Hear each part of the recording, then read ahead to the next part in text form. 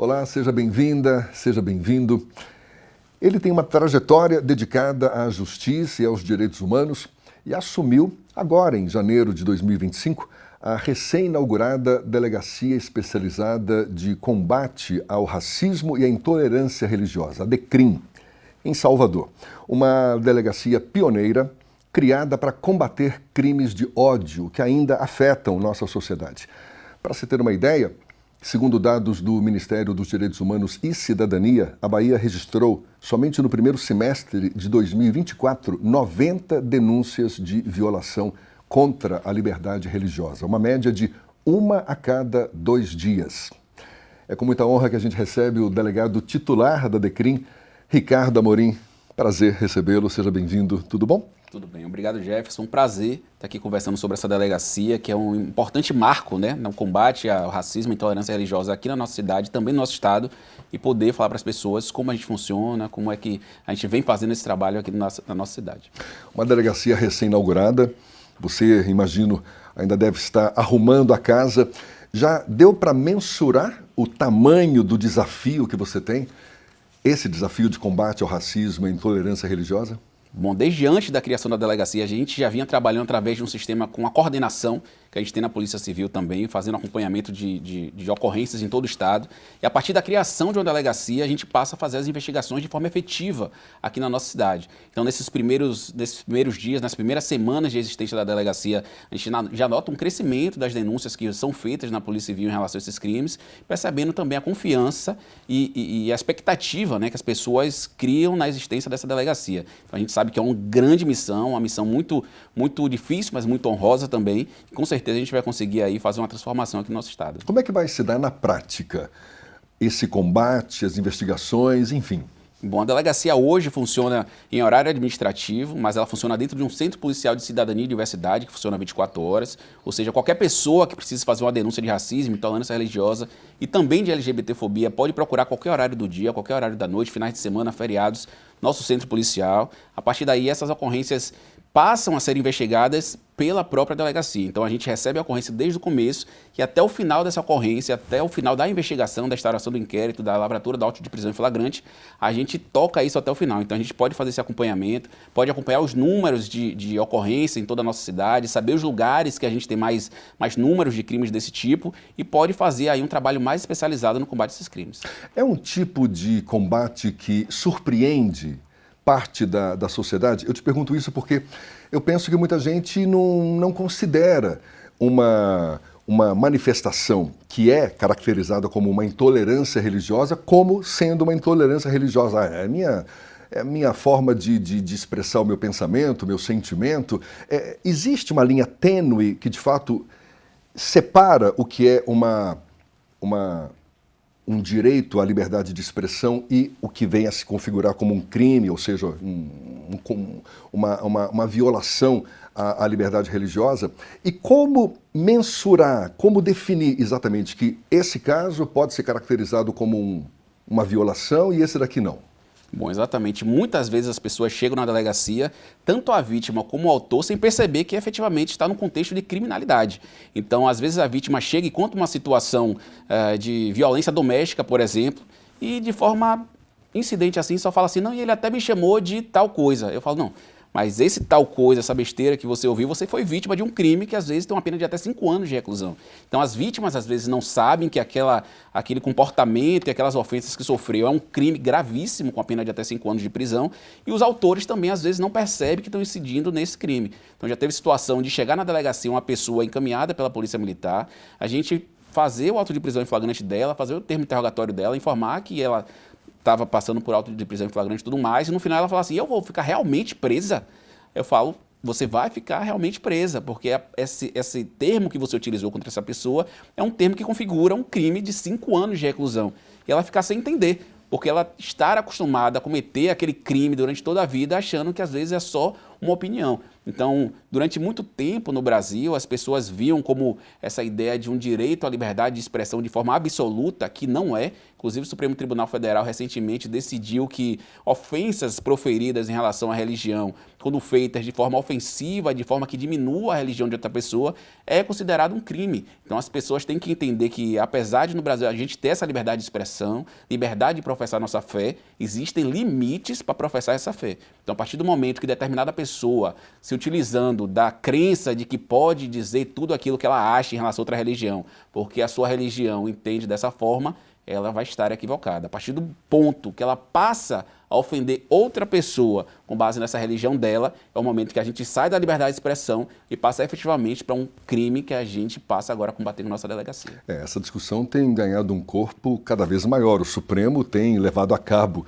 esse tema. A gente vê aí a preocupação com as redes sociais, de você regulamentar ou não as redes sociais, exatamente para impedir que seja uma terra sem lei, onde as pessoas possam expressar como bem entender e aí incorrer em algum tipo de crime. Esse dado que eu citei no início da nossa conversa, 90 denúncias de violação contra a liberdade religiosa, isso no primeiro semestre de 2024, é um número crescente, que se justifica porque a sociedade está mais consciente ou é, na sua avaliação, aumento de casos mesmo de intolerância religiosa? Olha, Jefferson, eu acredito que efetivamente os casos têm aumentado, mas também as pessoas têm acreditado mais no trabalho das instituições de segurança pública, no trabalho da Secretaria de Promoção da Igualdade Racial, para trazer esses casos para uma investigação. A gente sabe que quando a gente tem 90 registros, a gente sabe que na prática, na verdade, são muito mais casos. Então a gente tem uma subnotificação muito grande ainda. Tem muitas pessoas que passam por diversos crimes, por crimes de intolerância religiosa, de racismo, de homofobia, transfobia, mas não tem coragem, às vezes, de fazer a denúncia. Muitas vezes porque tem medo de ser revitimizado quando procurar o serviço do Estado, muitas vezes porque não acredita numa resposta efetiva do Estado, mas a partir do momento que a gente, por exemplo, cria uma estrutura, cria uma delegacia e passa a dar uma resposta efetiva para esses crimes, a gente sabe que essas pessoas passam a confiar no nosso serviço. Então, a partir do momento que a gente tem essa delegacia, a gente não busca que, por exemplo, no ano de 2026, a gente tenha uma redução desses números de registro. A gente busca que a gente tenha um aumento, a gente busca que a sociedade efetivamente confie na gente e passe cada vez mais a buscar os nossos serviços para denunciar esses fatos que elas passem, por denunciar crimes que elas tenham sido vítimas. Subnotificação é histórico, né? Sempre, em qualquer área, você sempre tem uma quantidade muito grande de casos, de denúncias que não são efetivadas. Aí a gente fica até meio sem saber exatamente qual o tamanho do problema. Mas como conscientizar mais as pessoas para que elas denunciem, para que elas, enfim, busquem os seus direitos no caso de quando se sentirem vítimas de algum racismo ou intolerância religiosa? Bom, para a gente fazer com que as pessoas busquem mais as delegacias, busquem as instituições, o Ministério Público, a CEPROME, a gente precisa, primeiro, informar as pessoas. As pessoas precisam entender efetivamente o que é crime e o que não é crime. Como eu falei anteriormente, às vezes as pessoas passam por situações e não sabem que são crimes e não vão até a delegacia. Segundo, a gente faz muito trabalho de conscientização, por exemplo, em escolas. Eu mesmo fui com minha equipe em algumas escolas públicas aqui de Salvador para explicar para as crianças, para os adolescentes, o que são os crimes de racismo, o que são crimes de intolerância religiosa, o que são crimes de LGBTfobia, para que elas já cresçam sabendo que esses crimes existem, existe uma punição, que possam também ser multiplicadores nas suas casas. Então, o trabalho de fornecer informação é importante, o trabalho de acolhimento, de um atendimento qualificado também é importante para as pessoas se sentirem seguras a ir até uma delegacia e passar esse relato. E, por fim, é importante que a gente apresente resultados. A gente sabe que não adianta só a gente dizer existe agora uma delegacia nova que combate o racismo e intolerância religiosa. A gente precisa mostrar que existe uma delegacia e precisa mostrar o resultado dessa delegacia. Todas as vezes que nós tivermos uma situação que, por exemplo, passe para a população, seja divulgado para a população, a gente precisa posteriormente também passar um feedback para a população, para que tanto as vítimas quanto as pessoas que costumam cometer esses crimes olhem e pensem, opa, isso realmente é um crime, isso realmente tem uma consequência, e a partir disso a gente consiga mudar realmente a cultura social. O procedimento é o mesmo de qualquer delegacia de polícia. Abre-se um inquérito e, ao concluir esse inquérito, é encaminhado ao Ministério Público para saber se vai oferecer a denúncia ou não. Exato, exato. Os crimes, na maioria dos crimes de racismo, intolerância religiosa e LGBTfobia, são crimes que são são penas mais altas, né? Então não são procedimentos simples, são procedimentos mais complexos que são feitos por inquérito policial. Então existem duas possibilidades. Se uma pessoa for presa e imediatamente levada para a delegacia, vai ser feito um auto de prisão em flagrante, ela vai ficar presa, encaminhada para a justiça para audiência de custódia. E posteriormente a investigação vai continuar até a remessa para a justiça, para o Ministério Público denunciar essa pessoa e tocar a ação penal. Caso a pessoa seja vítima hoje, por exemplo, e daqui a 2 dias ela pense, não, tomei coragem hoje e vou procurar a polícia, vou procurar uma delegacia de polícia. Ela pode ir até uma delegacia de polícia, será instaurado um inquérito policial e a partir dessa investigação, após ouvir testemunhas, coletar provas, interrogar a pessoa, a gente caminha esse procedimento para o judiciário também, para que o Ministério Público possa oferecer a denúncia contra essa pessoa que cometeu esse crime de racismo. Existem casos emblemáticos, por exemplo, violação de terreiros de candomblé. Me parece que teve um caso, tem uns 2 anos, em Vitória da Conquista, que foi a casa de candomblé Axé de Xangô, que foi destruída. Mais recentemente, o caso de Cláudia Leite, a cantora Cláudia Leite, que trocou a letra da música, substituindo o nome de um orixá por um nome de uma entidade religiosa que ela prefere cultuar.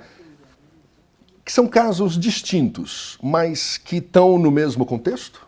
Bom, a gente ainda vê muitos casos de, por exemplo, invasão em terreiros. A gente, inclusive aqui em Salvador também teve alguns casos de invasão de terreiros, destruição de objetos sagrados, pessoas que entram nos terreiros às vezes de madrugada, destroem objetos, subtraem objetos, falam diversos absurdos em relação àquela religião e são crimes, como eu falei anteriormente, são crimes graves que a gente faz apuração. A exemplo desse crime que aconteceu aqui em Salvador, a gente fez toda a apuração através da nossa coordenação, que a gente tem também na Polícia Civil. A gente foi até o terreiro, fez oitivas no próprio terreiro, conversou com as pessoas que estavam lá para dar um atendimento efetivo para essas pessoas. Porque esse atendimento efetivo que faz as pessoas efetivamente confiarem na Polícia Civil.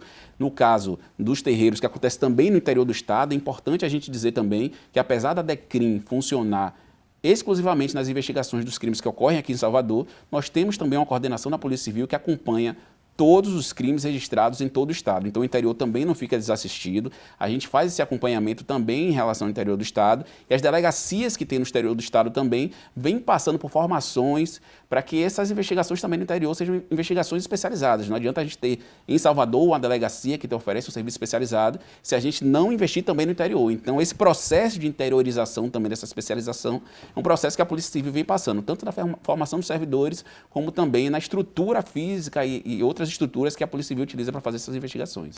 Mas o caso de Cláudia Leite, ele é incluído como uma intolerância religiosa, um racismo religioso? Como é que você avalia? Bom, o caso de Cláudia Leite, a gente até acompanhou recentemente uma audiência pública que o Ministério Público fez para fazer uma avaliação em relação aos elementos que foram utilizados naquela prática que ela cometeu, que ela vinha cometendo, né, ao cantar essas músicas e utilizar aí o Iexuá no lugar de Iemanjá. Para a gente fazer uma análise, dizer uma tipificação, a gente tem que concluir uma investigação toda para dizer ao final efetivamente se houve um crime, se efetivamente foi praticado por ela, porque para ter o crime de racismo a gente tem que analisar dolo, analisar culpa, analisar antecedentes da pessoa e entender exatamente o que é que aconteceu. Então, para a gente chegar definitivamente até uma informação e dizer no final, indiciar uma pessoa para que ela possa ser denunciada e sentenciada ao final, a gente precisa analisar todo o contexto e só no final da investigação para a gente poder chegar a uma conclusão. É a tal linha tênue, não é? Que às vezes existe entre a sua liberdade de expressão e aquilo que pode ser caracterizado como um crime, como uma violação da liberdade de expressão. Eu, nesse caso de Cláudia Leite, eu ouvi vários comentários, os mais diferentes. Não, ela tem todo o direito de cantar o que ela bem entender, outros dizendo exatamente o contrário. É uma discussão que dá margem para muita manga, não? Porque a gente vai, mais uma vez, cair naquela discussão. Poxa, mas até que ponto eu não tenho essa liberdade de manifestar o meu pensamento, as minhas crenças e defendê-las como dentro do meu direito mesmo? Exatamente. Mas às vezes está incorrendo em algum crime, né, Ricardo? Os crimes de racismo e intolerância religiosa, principalmente, envolvem uma subjetividade muito grande, ou seja, a gente precisa analisar a intenção daquela pessoa. Então, muitos casos, por exemplo, que chegam na delegacia, a gente faz uma análise sempre neutra, isenta, de pessoas que às vezes dizem, não, fui vítima de uma intolerância religiosa. Mas quando a gente faz análise fria daquela situação, a gente percebe que não existem elementos, não existe materialidade para que a gente considere aquele crime como intolerância religiosa. Às vezes as pessoas até se sentem um pouco chateadas, pensam, não, eu achei que eu ia chegar lá, dizer que aconteceu e o delegado disse que não existem elementos, que talvez...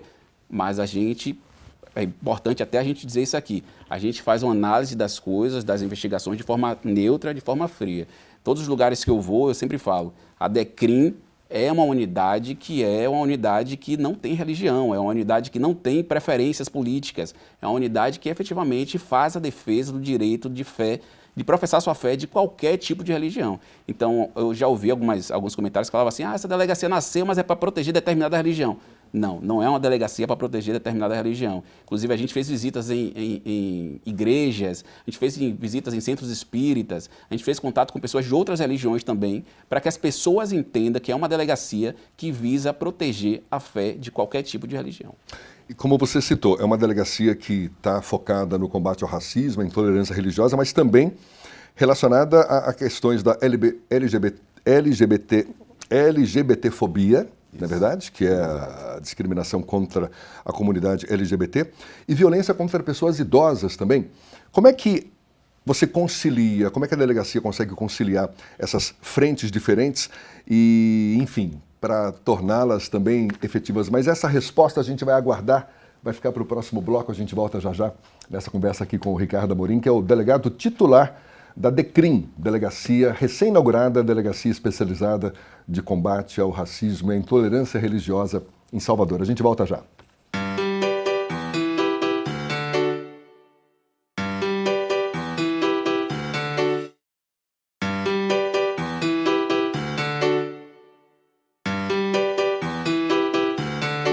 Já estamos de volta, delegado Ricardo Amorim, conversando conosco aqui sobre o combate ao racismo e à intolerância religiosa.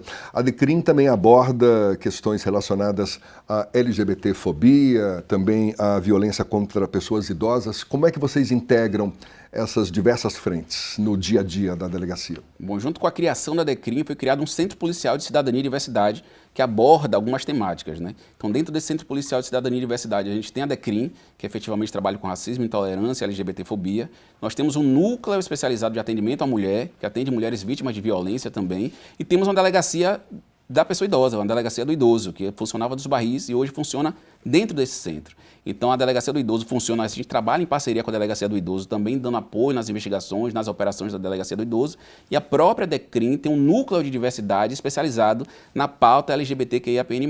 Então, como o próprio STF, desde 2019, considera os crimes de LGBTfobia como uma espécie de crime de racismo, né? Então, a gente, sempre que a gente faz as investigações de LGBTfobia, a gente trata efetivamente como crimes de racismo. Então, todas as vezes que a gente se depara com um crime de homofobia e transfobia, a gente utiliza a lei de racismo para penalizar aquela pessoa, para responsabilizar aquela pessoa, para fazer um auto de prisão em flagrante em relação àquela pessoa, da mesma forma que a gente trabalha com crime de racismo.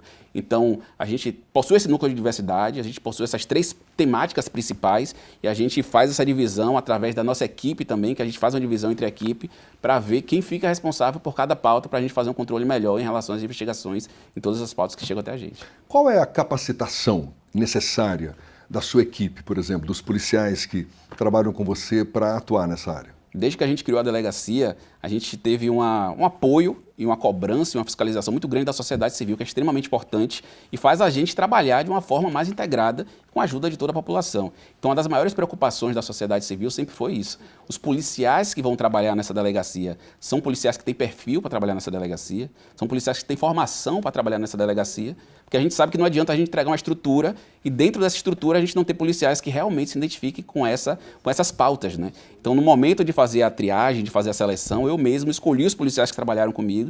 Então, analisei o currículo desses policiais, analisei o histórico desses policiais, analisei a forma como eles vinham atendendo as pessoas nas unidades de onde eles vieram, para eu ter policiais que efetivamente pudessem oferecer um serviço de acolhimento e de investigação efetivo para essas pessoas. Além disso, a gente fez um curso de formação de polícia antirracista, de outros tipos de formação também. Inclusive, esses policiais continuam fazendo uma formação continuada para que a gente tenha um efetivo que efetivamente entenda do que está sendo investigado. Não adianta a gente botar policiais que não saibam do que estão fazendo, né? Uma delegacia especializada de combate ao racismo. Então, os policiais também precisam ser especializados. E cada vez mais a gente vem munindo eles de informações para que eles sejam realmente especializados no trabalho que eles fazem. Essa delegacia era até então inédita, não é? Aqui na Bahia.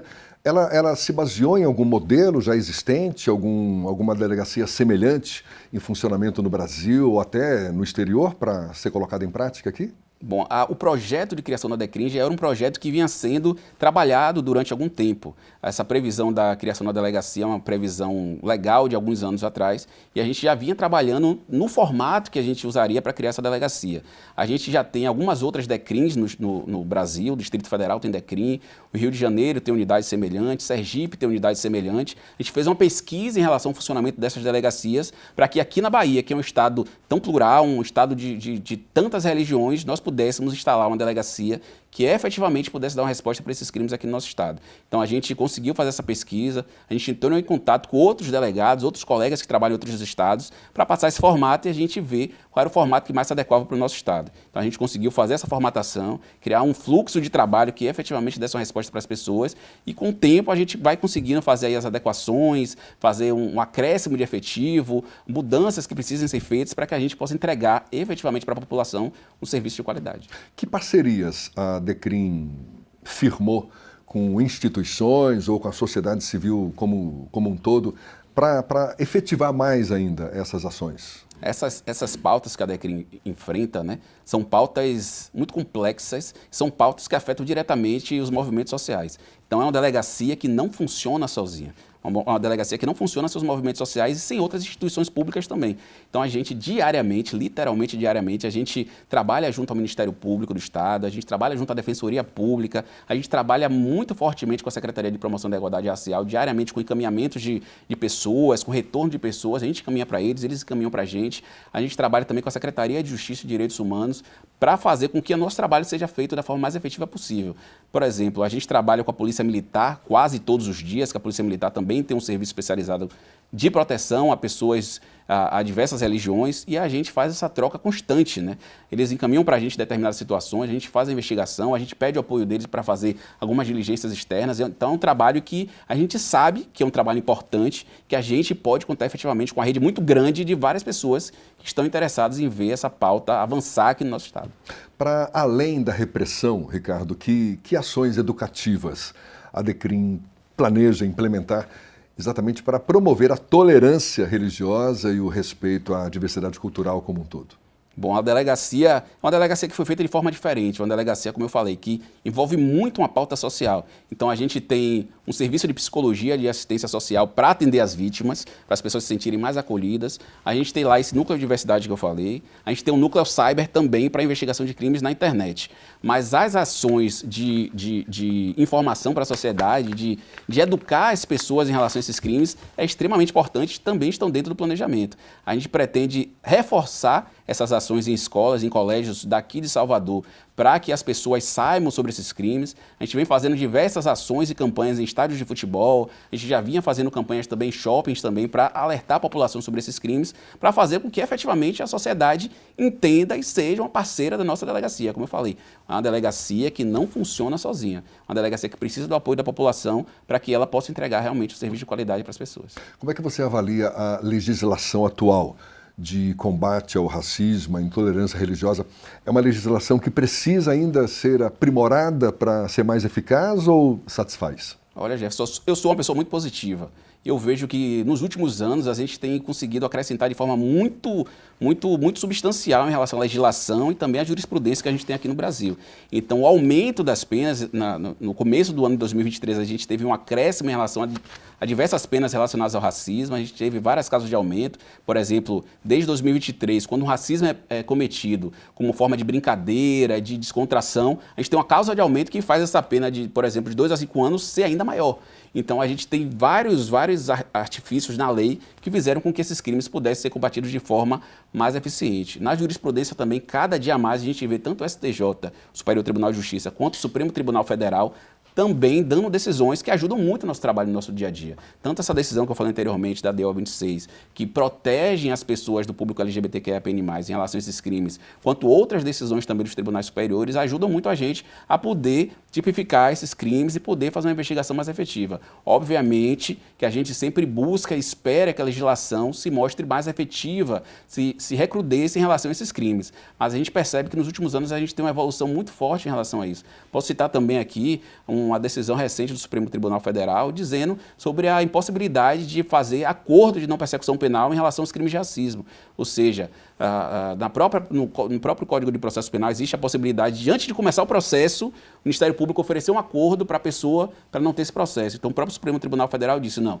nos casos de racismo, como são crimes muito graves, o Ministério Público não pode oferecer esse acordo. Então essas decisões dos tribunais superiores, essas mudanças legislativas são acho que um prenúncio de dias melhores para a gente, né? São formas que a gente tem para conseguir dar uma resposta mais efetiva para essas pessoas que cometem esses crimes. Pelo menos em tese, tornam a legislação mais efetiva, uma vez que cerca-se, não é, a possibilidade de cair na impunidade, não é, que muitas vezes é o que acaba acontecendo. Ferramentas tecnológicas, é o caso? A delegacia, a DECRIM, ela recorre também a que recursos tecnológicos? Falo agora, por exemplo, a inteligência artificial está no radar de vocês? Uma DECRIM, como eu falei, a gente busca ser uma delegacia especial, uma delegacia especializada. A gente, felizmente, tem uma estrutura muito boa em relação à Polícia Civil. A gente tem o apoio de toda a gestão superior que falou tudo que a DECRIM precisar, a DECRIM vai ter, tanto em relação a mobiliário, em relação à viatura, em relação a pessoal, mas também em relação à parte de inteligência. Então a gente sempre está em contato com a diretoria de inteligência da nossa Polícia Civil também para nos apoiar nas investigações. Como eu falei, a gente tem um núcleo cyber que é para fazer as investigações dos crimes que acontecem na internet, porque a gente sabe que um grande volume dos crimes que a gente tem hoje acontecem nas redes sociais. No ambiente virtual, né? Exato. As pessoas acham que, por ter criado um perfil fake, às vezes, nas redes sociais, pode cometer todo tipo de crime que as pessoas não vão identificar ela. Então, é uma preocupação muito grande de a gente poder dar uma resposta para essas pessoas, para elas entenderem que tudo que é feito na internet é rastreável. Tudo que é feito na internet deixa um registro. Então, a partir das investigações cibernéticas, a partir das estruturas da Polícia Civil, da estrutura de investigação da própria DECRIM, a gente vai conseguir fazer um trabalho cada vez mais especializado. Como eu falei, a gente se utiliza de vários núcleos da Polícia Civil, a Polícia Civil é um mundo, né? Então, a gente consegue fazer uma interlocução muito boa com todos os colegas para que a gente consiga dar uma resposta efetiva através de softwares que a polícia adquire, através de materiais de investigação, de rastreador, de drone, etc., para que a gente faça realmente uma investigação que seja uma investigação especializada, uma investigação que dê um bom resultado para a população. Uma delegacia que está funcionando há pouco menos de um mês, qual é o cenário que você vislumbra daqui a um ano, por exemplo, com toda essa estrutura que você está colocando, dizendo até que está à disposição da DECRIM, mas muita coisa deve estar sendo arrumada ainda na casa, imagino eu. Qual é o cenário que você vislumbra quando ela de fato estiver em pleno vapor? Bom, é como eu falo com os colegas, tem muitos colegas que trabalham em várias áreas de tráfico de drogas, homicídios, roubos, que todos eles buscam uma redução do número de registros, né? Porque a redução do número de registro geralmente indica uma redução da criminalidade. Mas eu espero que daqui a um ano a gente aumente os registros. Pode parecer contraditório, mas a gente espera fazer com que a população efetivamente acredite no trabalho da Polícia Civil. A gente espera que todos os crimes que a pessoa seja vítima, ela pense a primeira coisa, não, eu vou buscar DECRIM. Eu tenho um lugar, uma porta para bater, eu tenho um lugar que eu vou ser acolhido, vou ser ouvido e vai ser dada uma resposta efetiva para mim. Então a gente espera aumentar o número de registros da população em relação a isso, aumentar o número de investigações que a Polícia Civil faz em relação a esses crimes e aumentar também o número de pessoas indiciadas, pessoas presas e pessoas condenadas em relação a esses crimes. Como eu falei, só a partir do momento que a gente dá uma resposta efetiva e a população vê que as pessoas são realmente responsabilizadas, que esses crimes começam a diminuir efetivamente na prática, na realidade, e as pessoas começam a confiar realmente no trabalho da polícia. Por que você acha que ainda existe tantos casos de racismo e intolerância religiosa aqui no Estado? Eu acredito que as pessoas acreditam muito na impunidade. As pessoas muitas vezes cometem os crimes achando que nada vai acontecer. Então, várias vezes a gente está fazendo uma investigação e quando chama a pessoa, ela nem acredita que está sendo intimada, né? Ela acha que tudo aquilo que ela vem falando, às vezes a pessoa comete crimes de racismo e intolerância religiosa por anos, por décadas, contra um vizinho. E quando é intimada pela primeira vez, ela se sente assim, assustada, porque ela acha que nunca vai acontecer nada, que a polícia nunca vai se preocupar com esse tipo de caso. Eu já ouvi pessoas falando assim, tem tanta coisa, tanto traficante, tanto ladrão aí para a polícia investigar, e eu que sou uma pessoa de direita, eu falo, não, você é um criminoso, você cometeu um crime assim como qualquer outra pessoa. Então, às vezes, ele está preocupado com uma pessoa que cometeu um crime de roubo, por exemplo, e às vezes o crime que ele cometeu tem uma pena quase igual da pena de uma pessoa que roubou. Está preocupado com o crime de tráfico, mas o crime de racismo que ele cometeu tem uma pena muito parecida com o crime de tráfico de drogas. Então, esse entendimento do que é crime, do que é lei e qual é a responsabilidade, a sanção que isso causa, é o que faz efetivamente as pessoas segurarem um pouco e começarem a se policiar e passar a respeitar de forma mais objetiva a religião e a cor da pele das pessoas. Para a gente encerrar, Ricardo, que mensagem que você gostaria de deixar para a população em geral sobre a importância, exatamente, de denunciar, de combater o racismo e a intolerância religiosa aqui no Estado? Bom, eu queria passar uma mensagem de esperança e de confiança no trabalho da nossa Polícia Civil. A gente vem trabalhando de forma muito firme, de forma muito séria. O trabalho que a gente vem fazendo na DECRIM é um trabalho que é muito mais do que trabalho, é um trabalho que impacta assim, diretamente na minha vida e na vida dos meus policiais. As pessoas que trabalham na minha delegacia têm realmente um compromisso em relação a isso. E eu espero que a população, com a existência da DECRIM e com a existência dessa estrutura, que eu tenho certeza que vai dar uma resposta mais efetiva a esses crimes aqui no nosso estado, possam confiar na polícia, possam ter esperança de dias melhores, as pessoas das mais diversas religiões possam confiar e entender que a gente vai fazer uma Bahia mais segura e uma Bahia mais livre para as pessoas professarem suas religiões e viver com dignidade. Maravilha, e boa sorte para você nessa empreitada. Valeu, obrigado. E muito obrigado também pela sua disponibilidade aí, pela atenção dada ao nosso público. Um abraço, até uma próxima. Muito obrigado, eu que agradeço. Muito obrigado a você também que acompanhou esse nosso bate-papo. Até uma próxima, um abraço. Tchau, tchau.